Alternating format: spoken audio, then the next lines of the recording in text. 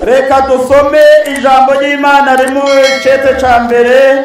Ubu bavuga ngo ikete ya mbere, icete ca mbere Paulo yandikiye Timoteyo. Ngomba ko dusoma duhereye ku murongo wa mbere n'uwa kabiri, hanyuma turasoma no mu cete ca kabiri ca Timoteyo igice ca gatatu duhereho, hanyuma turaza kwigira imbere gatoya ndabereka ahandi, hanyuma dushe tubanza tugezaho. Havuga ngo ariko Mpwemu avuga neza yuko mu bihe bizoza bamwe bazota ivyizerwa bagashira umutima ku vy'impwemu zizimiza no ku vy'inyigisho z'abadayimoni. Reka tureke uwo murongo nsubiremwo ico Mpwemu yavuze ku minsi turimwo. Ariko Mpwemu avuga neza yuko mu bihe bizoza bamwe bazota ivyizerwa bagashira umutima ku vy'impwemu zizimiza no ku vy'inyigisho z'abadayimoni. Dusome icete ca kabiri mu gice ca gatatu. Turaheraho kandi aho turasoma ibitari bike ngaha. Havuga ngo ibibi bizoba mu gihe c'iherezo.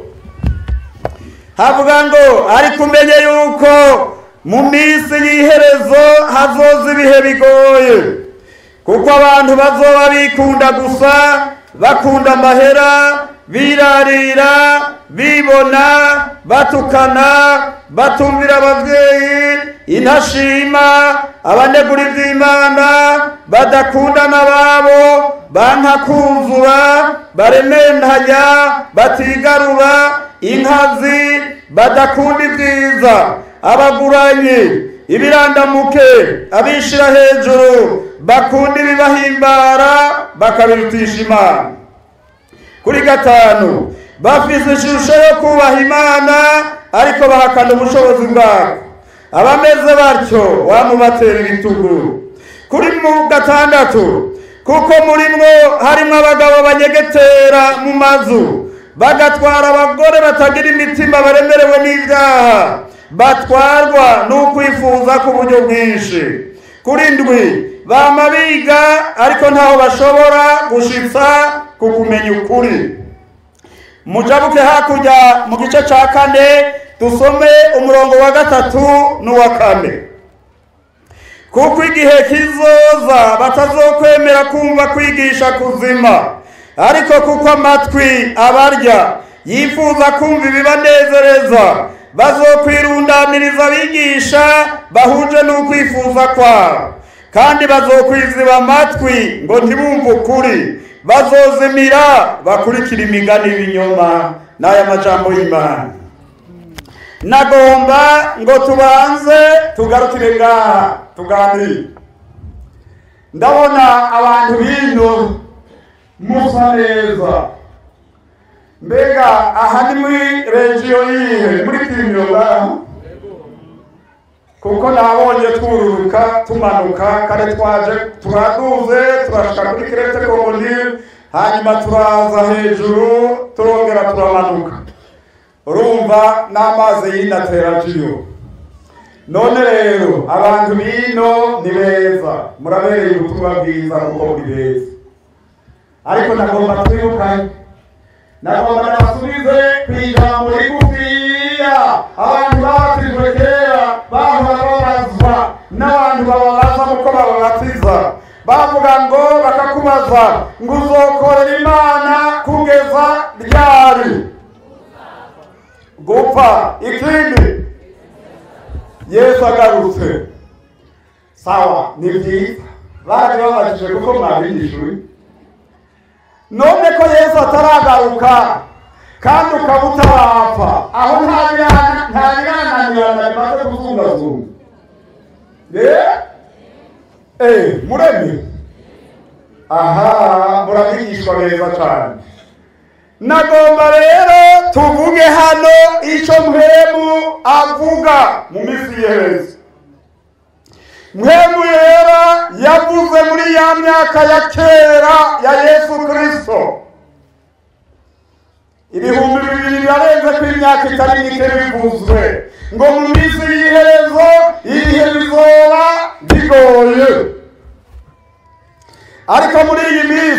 nagira ndakubarire agasanga ufise amaso abona n'amatwi yumva iminsi y'iherezo turi muri yo hagati, kuko turabira ku bimenyetso. Ndakunda Imana ntirenganya, nagomba ngo niwagomba untege amatwi. Abantu benshi barihenda baravuga ngo urya nuwa hehe, urya ni mwene nde, urya yize iki, urya ava he, urya agira gute. Abantu benshi nubaha mpagaze aha bamwe babaza ngo mbega urya yigisha avuye he, baba bagiye kumuha Bujumbura, ariko izo zose ntacyo bimaze namba. Ngira ndakubarire ikigize icyo kimaze no kubaha umwana wo mu ijuru gusa. Kubera iki? Ubu naho batabaza Imana yatumaza abantu bo mu isi, Imana yatwegeranije ubu igihugu cya mbere ku isi gikomeye, Amerika, Uburusiya, Ubushinwa, Ubufaransa, Ubudagi. Imana yavuze ngo cwe, nta ndege iguruka, nta bwato bugenda, nta masoko arema, nta nzengero zinjira kiretse mu Burundi.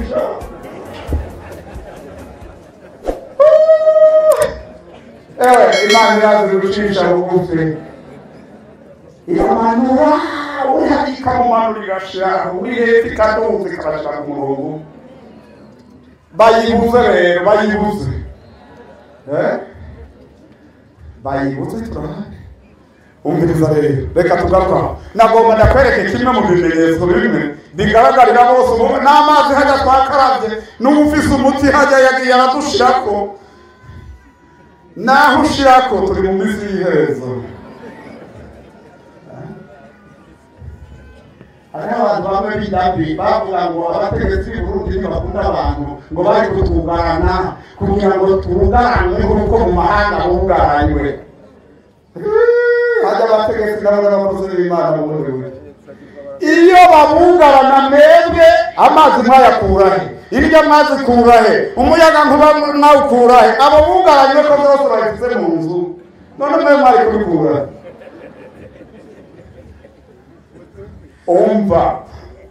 Umviriza tuje ngaha rero. Mu minsi y'iherezo ibihe bizoba bigoye, bizoba bigoye.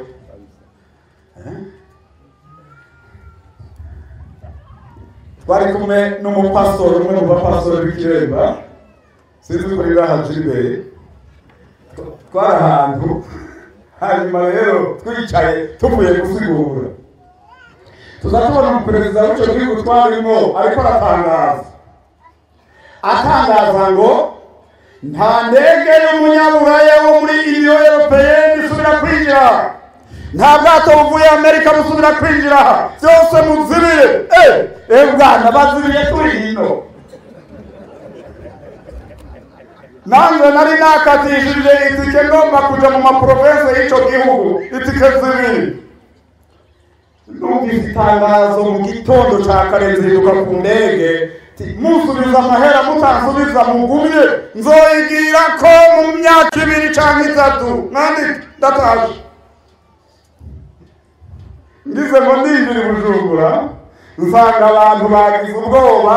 Abazungu baje imbere yanjye babirukana muri hoteli kubapfungira, hariya ngo babanze bamara iminsi babugaranye. Abana bakoseruka barabura, papa bamutwaye hariya, bisi yabatwaye, baza babona ndaserutse ngo ntatwaye kandi barwaye. Ngo shiti mugira abana nkabona bamwe banamukiriza kureti bakuze iradiyo yaravuze. Papa, iradiyo yaravuze. Madamu yaravuze n'intege yibaye, sinone bavuze iradiyo yaravuze, hariho wumvise wewe? Ati navyumvise muga niyo nazananye, kuva iyo navuyeyo mw'ijoro cete banditse, nashize nayirobehera aba bapinye, naha bavuze ko akomeye ngo tego. Mu minsi y'iherezo n'uwo mubana arahakana. Niko iminsi y'iherezo imeze. umushoferi yaje kuntora ababanyi biwe bakavuga ati kandi uwo mugabo aza araja mu kibuga c'indege muramwigizayo. Urumva ubwo ni ubwote bw'iminsi y'iherezo shaka, kuko Bibiliya ivuga ngo hazokwaduka n'indwara zitagira gute zidakira. None uracabaza, none umunyamerika abuze umuti wa korona, umurusiya ntacaboronka n'ingoga, umushinwa bakaza kubwira n'ivyo bafurukuta abantu bashize, wowe uca wibaza ko ari iki? Ufise ubwenge ucuraramura amaso y'impwemu ukarerekera ku myugariro ko umukiza agaruka. Nico kiba gisigaye gusa. Umviriza rero, hariho akaga rero ngo mu minsi y'iherezo abantu bazota ibyo bari barizeye babivemo babihebe nakale. Murazi impamvu abo twazananye mu mutuga twamye tuganira ijambo ry'Imana, tukaganira amajambo amwe tudasomye Bibiliya. Ati mbega kera ko bubaha abapasitori, ngira ngo batagabereje kera ko babubaha. Hanyuma umwe yatwijije ijambo yavuze ngo none umupasitori agiye kudandariza hamwe n'umukristo hanyuma akamugunga, none urya wundi asigaye azosubira kumwemera gute urya wundi? Hariho ibyo tutubahuka gukora abapasitori n'abavuga butumwa, mbega ninde yabiziruye? Hanyuma rero bariya rero turongoye bagaca baturabirako bakristo. Aha muri iki gihe umuntu yoshobora guhagarara aha mukabona umuhagaze ngaha akabivuga ati munyigane nkuko nigana Kristo, uzoca uvuga ati amen, kuzoba ari ukuri kudasesuye kuvuye mu mutima, kuko abantu benshi barabatinya no kubivuga. Ega si bo babitinya, umuntu atinya ibiri muri we. Hari Bujumbura mpora ndababarira, jewe meze nk'umuntu nk'umwana w'imfubyi, kuko ubu maze umwaka wose tutari kumwe n'umwungere wanje. Tutari kumwe n'umwungere wanje, yararwaye agenda mu mahanga, none umwaka uraheze. Uriya yarabize umwungere w'ikirema. Ngomba kubarire igituma ndabivuga, ntibyari na ngombwa ko umuntu abishiramo no mu majambo bene ibyo, ariko jewe hari icyo ndabiharira ko cy'iminsi y'iherezo.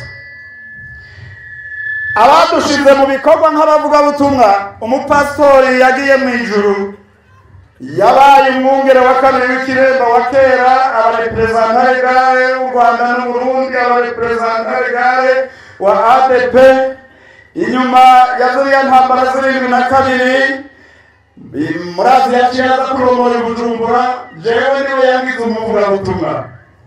Muri kiriya gihe rero yarazi umwega abona, yarakwandikira ibintu wamwemereye umuhamagaro, hanyuma ugaca ubisoma ukaraba, uhejeje kubisoma ugaca ubisinya ugatera kwigika umutima. Ndemeye gukorera Imana atangebo, ndemeye iyo bazontuma hose uzojayo, ari ugupfa ugukira jewe ndabyemeye atagahato ugatera kwigika umutima. Iyo rero bibaye uko naho wogira amagerageza ntawuyaha warabisinye, bikwica bigukiza urategerezwa kuko wabyemeye atagahato. Nkabona rero muri iyi minsi, jewe muri iyi minsi ndi mu bihe binyereka neza iminsi y'iherezo. Umuntu uramuraba aho bamubonye ukamubura. Hanyuma rero hari abantu b'Ibujumbura benshi barabizi, mpora ndabivuga ndababarira ati jewe ntimundabe ndi umunyamuhamagaro, jewe si ndi umutware, ndi umukozi wanyu, ndi umunyamuhamagaro. Ariko murazi ko abantu bahamagara muri ibi bihe, bamwe n'abanyamuhamagaro, abandi n'abatware. N'abatware bagomba gutwara ishengero rya Kristo, baribagira ko hari n'uwaritiri. reka ndahave dusubire ngaha. Aha rero abantu bamwe baramaze kubivamwo kera, barabivuyemo. Aha nabo boba barabivuyemo. Hariho siroga ya kera mu muvyuro ko abapentekoti bativanga, none n'ubu ntibivanga. Kandi umukristo yaremera gukosha umukobwa we kumupatana. Ubu mubariye ati ivyo wagize sivyo, ati nubona vyayisha n'umugore akagenda hasi.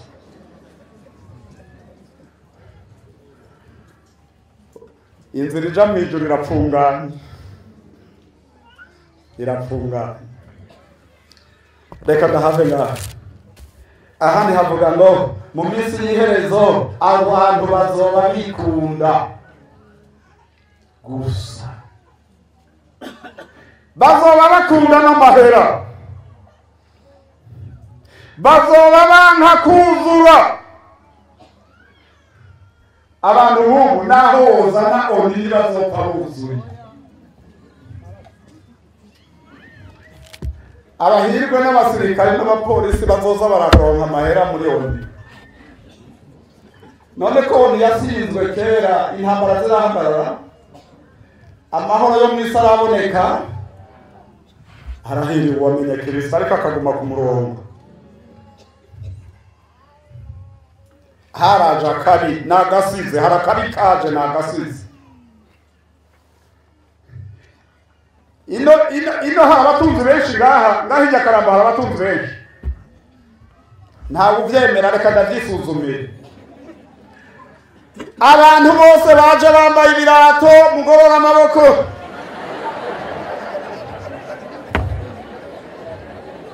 Basi mwese muri abatunzi. Ico ni kimwe.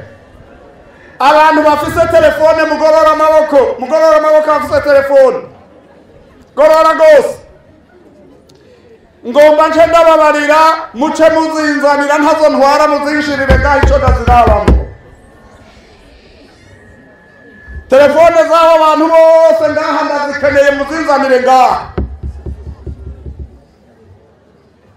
Ni ikintu nabajije intende, nariko ndigisha abavugabutumwa n'abapastori hariya mu Kuboso hariya. Ati mwabagabo mwebwe murakuze ntimumeze nk'abana, nizo telefone zanyu zose muzishira ha. Nico ndazirabamwo. Umuvugabutumwa w'umutama akuze cane arandamuka hariya aca arayinzanira. Ati pasi, uza gusangamwo inomero z'abantu na telefonye, uze gusangamwo n'umuntu noba narandikiye igice cyo muri Bibiliya, ariko nta kindi kintu uzosanga kirimo muri telefone yanjye. Ati abagomba nabo nibazizane nkanje bashinga hakurahara.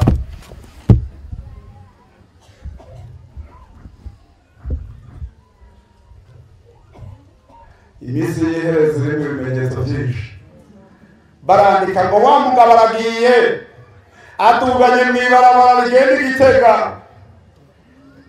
Abo n'abagomba gutega uruziburiro. Abandi n'abateka twamwumvise umengo ari Makamba. Naha twicaye ngaha abantu barazi ko twicaye ngaha. N'ibindi ko ndavugira ngaha ubu birara bishitse Australia na Amerika. No kuvuga ngo Yesu sigaye ingana gutya. Hasigaye kimwe. Ibi ni ibimenyetso biranga iherezo, ariko hari ico twiteze. Twiteze iki bakristo? Inzamba. Iyo uvuga inzamba, ubanza uvuge kugaruka kwa Yesu.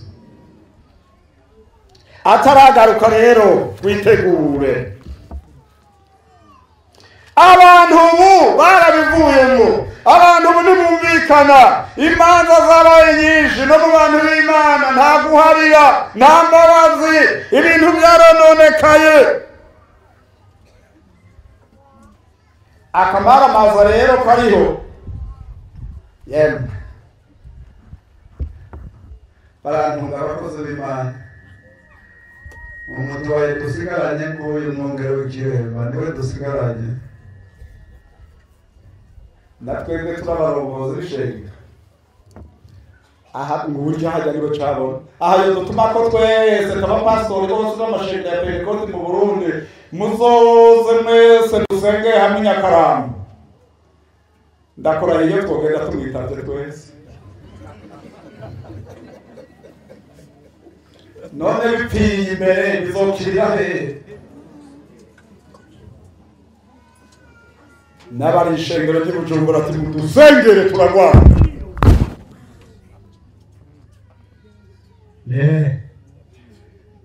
Iminsi w'iherezo nawe ziguriza.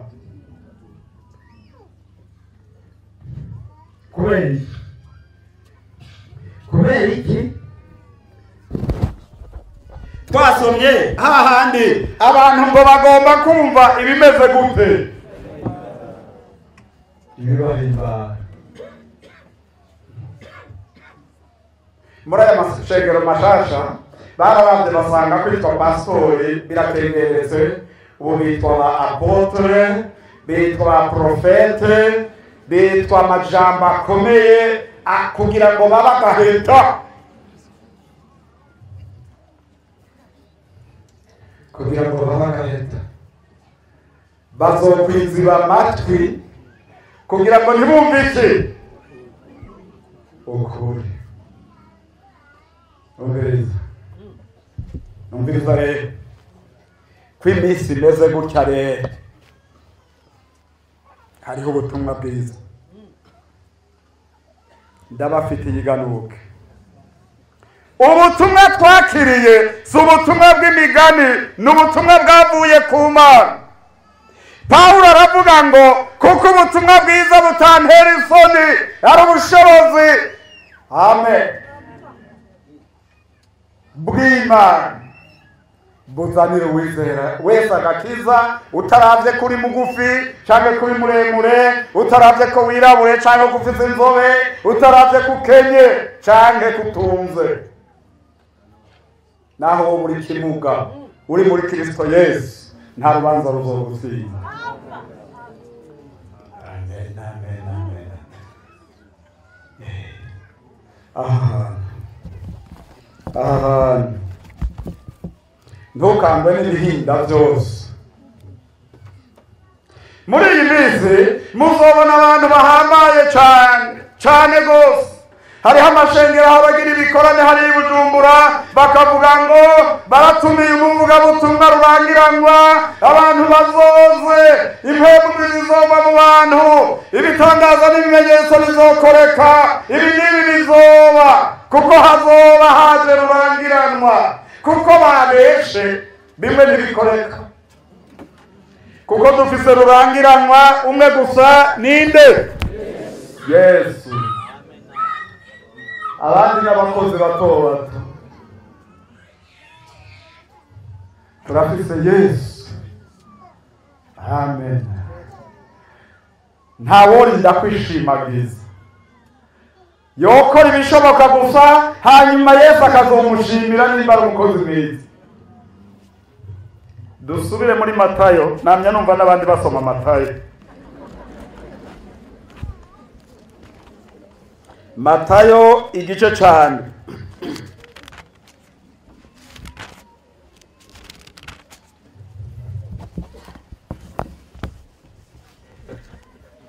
kuri 15, kuko muri iyi minsi y'iherezo uburyarya bwabaye ikirenga, abantu bose bigira abahambaye n'abakomeye kandi ataco bamaze. Reka dusome mwumve ngaho. Mwirinde abigira bavugishwa n'Imana, baza aho muri bambaye nk'intama ariko imbere ari amabingira y'inkazi. Muzobamenyera ku byo bama, mbega hari uwo kwamura inzabibu ku munyinya canke isukoni ku bitovu? Nuko igiti cyose cama ibyiza, ariko igiti kibi cama ibibi. igiti cyiza ntigishobora kwama ibibi kandi igiti kibi ntigishobora kwama ibyiza. Igiti cyose kitama ibyiza kiracibwa kigatererwa mu muriro, nuko muzobamenyera ku byo bama. Umviriza, mu minsi y'iherezo ibintu byavanganye, abantu bambaye ukwiyoberanya. Nagomba ndababarira ikintu kimwe. Hari ahantu nari muri uku kwezi guheze, hanyuma rero mba mu kwigisha abavugabutumwa n'abapasitori, tuba mu kuganira rero, kuko muri Bibiliya havuga ngo ingene bahora bashiraho abakozi b'Imana barasenga Imana mpema bakavuga. Hanyuma rero tireka turabe ingene mpemu yavuze bashi, turabe ingene mwumvise umuhamagaro w'Imana. Hanyuma ndababaza abapasitori, mbega bavuga butumwa iyo mubaronka mubahabwa n'abandi? Bamwe barahora, ariko havamo umuntu umwe w'inararibonye atereka umuvuga butumwa. Iyo umuntu hari umunyamuhamagaro muhabwa na mwarimu. Tega mwarimu niwe wamenya yuko umuntu afite umuhamagaro, niwe babanza kuwubarira. Hanyuma mwarimu akamugenzura, agatangura kumushyira mu bajenama biwe, akazaramwunguruza, agateba akamugira umujenama w'imbere, agateba akazohava amujyana kwa pasitori, akamutangira raporo zidafite abantu bafite umuhamagaro. Ariko barambariye bamwe ati mwabagabo, mbega mwebwe aho aba bantu baje gute? Ati ibyo bintu uri kuravuga rero uri kuravugishwa, jewe nabonye pasiteri wanje ndandamura ngo nimpaguruke mfukame. Ndamubarira ati warironkeye akazisha, kandi nawe narinzi ingene ameze, indwano yiwe kari agatangaza. Ega yari yaje gukora akazi, yari yaje gukorera Imana. Urabona, ndazi umuntu umwe sinshobora kumubona ngaha. Byageze kuba turi no mu gikoroni Kiremba, twarabavuga butumwa, tubona abantu bariko barumva umuhamagaro ngo bagomba kuja mu Kirundo, bakasiba akagenda n'umushana hejuru y'abantu gute. Agasanga mubyibuka hari n'umuntu umwe yavuze ngo n'abamakuye baracarana. N'umubyeyi umwe yabivuze, umugabo atari so duzura muvugizi. Ndabaza abo bantu, mwebwe mw'abagabo, abantu binjiye muri iri bango mwarapfukamye mukatura umuhamagaro, muhaguruke. Hahagurutse bangahe wibaza? Nukuraba batambuka neza gusa, byarapangaye.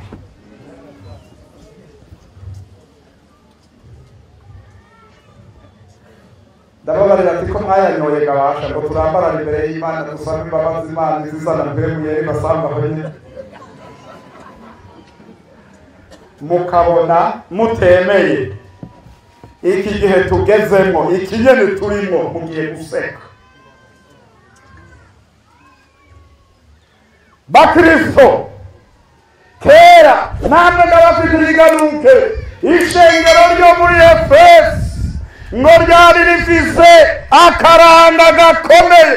Nimwaguma muri mpemu yera namwe mukaguma mu ijambo ry'Imana ry'ukuri, muzomenya Imana izobaha kumenya kurobanura no gusesa, kumenya abantu babakorera ko bahamagawe n'Imana. Agasanga namwe muri mpemu mutabivuyemo. Imviriza rero, harageze ko uhora hagira icyo akora, kuko abantu bahinduye ukundi ibyageze byiwe, bagakora ibyo bagomba, ntibakora ibyo Imana igomba. Ndakwifuriza gukora ibyo Imana igomba. Iminsi ni mibi, iminsi ni mibi. Ntushobora kuza ukambarira ngo haleluya haleluya haleluya, Imana yambariye muzopfa wangu hanyamanza. ubwo buhanuzi bwaraheze bumaze imyaka myinshi birandikiwe Adamu ngo kuriye kuri iki giti uzopfa nta kabuza. None hari ubuhanuzi biranditswe ngaho naho bondeka sinzomara imyaka 100. Oye ibyo sivyo bindaza ishinga. Ikindaza ishinga nuko norengana ibi bihe bibi nkagumya ico nakiriye nkarorera ko umwami wanje agaruka. Aka gatwe kanje kazokarengukana imbere y'Imana. Nico gusa ngomba, nta kindi ngomba. Ishengero ryo muri Efeso ngo ryari rifise ibintu bikomeye: kumenya abigira intumwa ataribo, kumenya intumwa z'ukuri, kuko ryari rifise ico ryakiriye. Ariko muri ibi bihe abantu bamwe namara Kristo n'abasuzuma harya hari sangira ryera. Karaho twakizwa tukiri bato wararambarara imbere y'Imana n'amasima ntiyaragwiriye ugasanga aho umuntu yapfukamye hasi hajovye yibutse umwuhagiro w'ibyaha bye. Ntibasoma bataramuweho benshi n'amusozi yarakoroka. Ariko ubu biragoye. Ndanezerewe cyane numva gace. Yesu nashimwe. Amen. Yesu nashimwe. Ndumva gacere kuko umuntu wese ariko aribaza aho urugendo rwiwe rugeze muri iyi minsi. Umviriza, mu minsi y'iherezo ibihe bizoba bigoye. Kera abakristo bukuri ntibavuga uburozi. Ibyo biri mu biranga iherezo. Benyakaramo bahora bavuga uburozi aha mu gihugu. None abakristo muhora mubivuga namwe. Ariko rero umviriza tugarukino, twongere twinamate tugarukino. Muzonywa ikintu cica ntaco kizogira gute? Amen. Mugabo rero ubu haragezaho noze Nyakarambo bakanza Imana nkanyuma kuri fanta ndayigejeje hagati nsohotse bamwe turamaze kubibona ahantu akagenda n'icupa ritwaye. None iyo Bibiliya yitwarira iki none? Naho yisohoka nzopfa ngo twinjire muri Kristo Yesu tugumemwo. Injira neza muri Kristo Yesu, uhagarara neza, uhangane n'iki gihe, hakurya y'iki gihe hari ubugingo. Ntibizokwamuko, hari igihe ciza hari imbere. Reka gushoka ugw'igihumura, ugwishwe igihumura n'ibyo ubona, hakurya y'iki gihe hari igihe ciza. Erega murazi ico Yesu yavuze none? Yavuze ngo agiye he? Yagiye kugira gute? Hanyuma niyaheza gutegura ngo azogira gute? None kucisi ntega ataragaruka none. Reka gucika intege ari mu kugaruka. Ari mu kugaruka Yesu. Umunsi umwe narahantu ndiko ndavuga ijambo ry'Imana, nariko nigisha ku ijambo ry'umuzingo uguruka. Hanyuma rero hariho umuntu Yesu narinzi ko amurozi. Hanyuma rero abantu bavuga ngo mu nzu y'umuntu ameze nabi uwo muzingo guzoguruka uyigurukiyemo uca uyigumamwo utikiza ibintu byose birimo. Hanyuma rero uwo muntu ati karabaye, uwo muntu sinzi wamumbariye. Ngumasigura. Hanyuma rero ngejeje ahantu ndavuga ati abantu bameze uku. Narangirije ahantu havuga mu byashuwe ati nyuma hazoba imbwa n'abarozi n'umuntu wese akunda kubesha akabikora. Acarandamuka mu ishengero hagati yari umuntu w'umumama ariko arakura. ati wa muhungu we nari nkiri muto sinari bwa hera umushatsi ati ninde yakubariye ko ndoga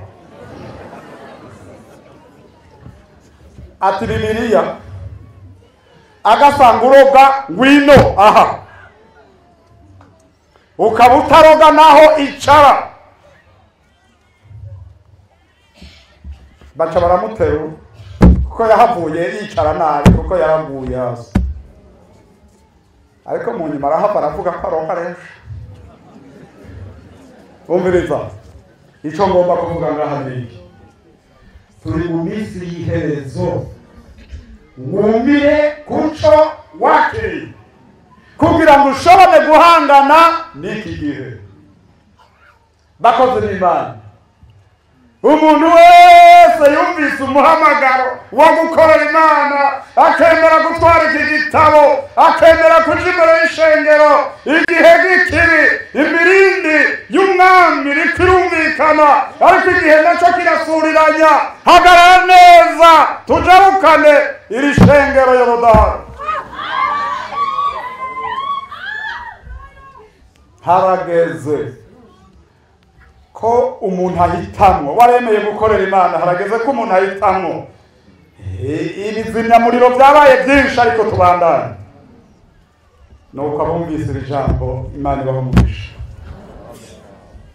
Mana nyakubahwa data wa twese turagushimiye uyu mwanya dukoraniye ngaha hezagira iri shengero hezagira abakozi bawe bazogenda bahagarara ahantu uraduha umugisha uzotwiyerekera aha hantu tubisenze gutyo mu izina rya Yesu Kristo umwami wacu. Amen.